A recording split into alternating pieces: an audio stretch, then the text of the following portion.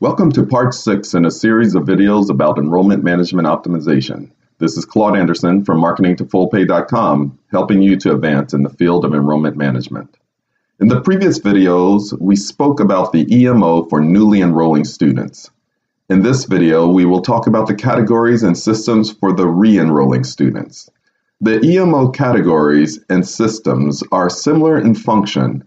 All but one of the 10 systems are named the same in both the newly enrolling and re-enrolling groups. The first-hand experience with the educational program by the re-enrolling group creates the need for a different model. In Part 5 of the series, I made several important points about the differences. Please review the video to ensure your understanding. As I mentioned, the three categories are named the same for both groups: mostly controllable, influenceable, and mostly uncontrollable. Let me begin by explaining the systems in the first category of the EMO for re-enrolling students, mostly controllable. The first system is the educational program and operations. It refers to all of the engagement or touch points that a family has with your educational program and operations. This engagement with students and parents is not limited to only contacts with teachers and program administrators. There is also contact with operational departments such as business, advancement, maintenance, admissions, and communications offices. Close attention to the mission is considered in this system as the program and operations sets the standard for achieving your mission. You need a program that rates high among the consumer and high towards achieving your mission. Failure to have a good grasp of your program as it relates to your mission may give rise to poor decision-making or wasteful programming that isn't necessary to achieve your mission or attract customers. There may be multiple ways to offer an educational experience that achieves your mission. It is my opinion that in this case, you should ask yourself the question, which can be delivered with the highest level of quality and yield the most customers? For example, if you were choosing between the well-known advanced placement curriculum and the International Baccalaureate program, you might prefer one over the other, even though both may be mission appropriate. However, one may be more attractive to the consumer than the other. One may be more attractive to the educator than the other. Finding the right balance is essential. Here are some examples of educational program and operations. Academic classes. Activities such as sports, arts, and clubs. The physical environment, buildings, and landscape. Residential program and experience. Health center. Annual fund drive. Paying the tuition bill. Engagement with faculty inside or outside of the classroom. Drop-off and pickup arrangements. Parent-teacher conferences. Emails from the head of school. School calendar expectations. Advisor program, and retention programs. All of these touch points or experiences make up the educational program and operations. A school's intention should be offering the strongest program possible, creating a student-centric approach, and partnering with parents in the educational experience of their children. When the quality of the program or operations are less than what is expected by families, it has a tremendous trickle-down effect into the other systems. You may have an okay open house, but if you have an okay reading program, you're going to wreak havoc upon your EMO for both newly enrolling and re-enrolling groups. The second system is the consumer experience. It refers to how your customers feel about their engagement with your educational program and operations. It's the customer's satisfaction with their experience and the important rating that they would give if they were to provide you with an evaluation for the value of what you offered. Here are some examples of the consumer experience. The students are raving about the AP chemistry class. They rate their experience 100 out of 100. You have a strong soccer coach. After a great season, the parents are quite pleased. They rate your program 98 out of 100. Your dorm rooms vary in quality. In Acme Hall, the conditions are only fair. The parents rate all your dormitory facilities to be 65 out of 100. The business office double bills a family. The family called them and were told that they needed to come to the office to fix the problem. They rated this experience to be 65 out of 100. The faculty person takes a child to the hospital and stays with him for 15 hours. The parents are in Ohio and it takes them a half day to get a plane and to arrive at the hospital. The parents think that what the faculty person did was exceptional. They rate the care of students at your school to be 100 out of 100, and they are disciples. These ratings will determine how you are perceived by future prospects, how current parents commit to your school, and what information is placed in the amorphous image pool. The next category is student and parent composition.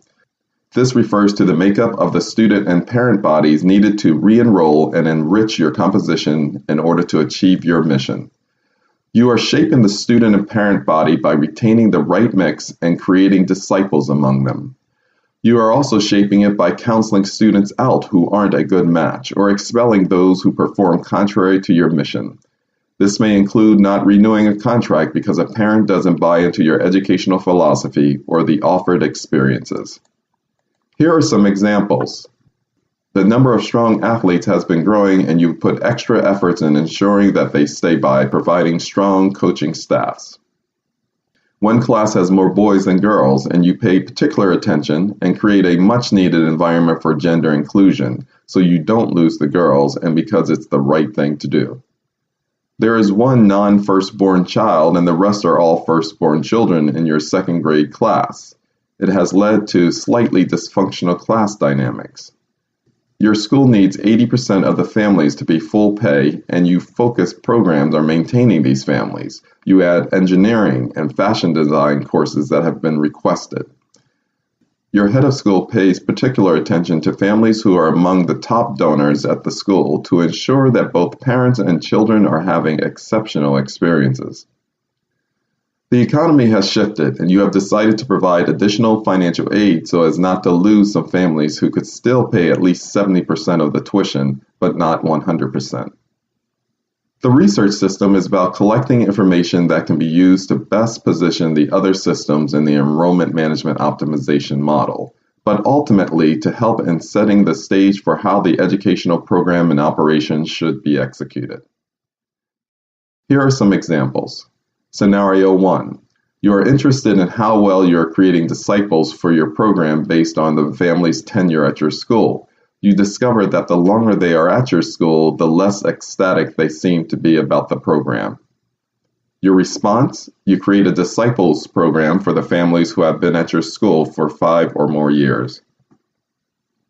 Scenario 2. Your retention moving from pre-K to K has been slowly shrinking. You complete a satisfaction survey with the current families and have an exit meeting with the families leaving this grade. From your findings, you discover that the kindergarten teacher is not seen as sensitive to the needs of this group. Your response? You remove this teacher from that grade. Scenario 3. You recently stopped offering advanced placement courses. Currently, parents and students are disgruntled. You overheard a conversation from prospective parents at an admissions open house about the program getting dumbed down. Your response? You offer several sessions for the current parents on the new program that will replace the advanced placement program and demonstrate its rigor. Scenario 4.